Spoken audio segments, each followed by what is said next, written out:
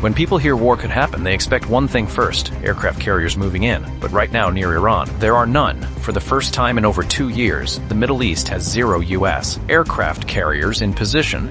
And that's not an accident, it's a strategy. The USS Gerald R. Ford isn't in the Gulf. It's operating near the Caribbean, tied to Venezuela-related security missions. The USS Abraham Lincoln isn't here either. It's watching China in the South China Sea. So the question is obvious. If tensions with Iran are rising, why keep carriers away? Because modern war doesn't start the way it used to. Aircraft carriers are powerful, but they are also visible, slow to reposition, and incredibly valuable targets.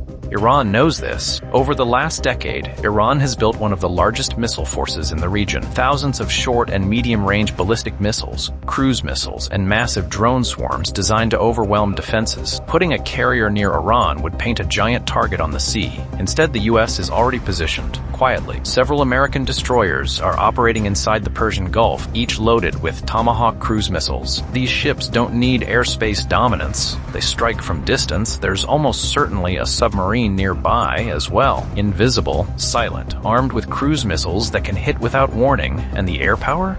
It doesn't need to sit offshore. BR stealth bombers can launch directly from the continental United States.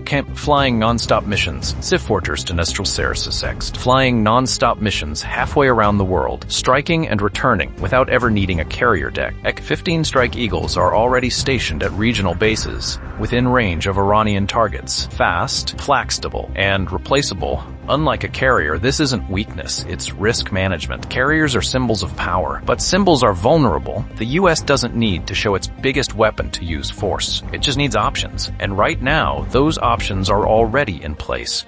Underwater, in the air, and far beyond Iran's reach. Because in modern warfare, sometimes the most dangerous move is not moving at all.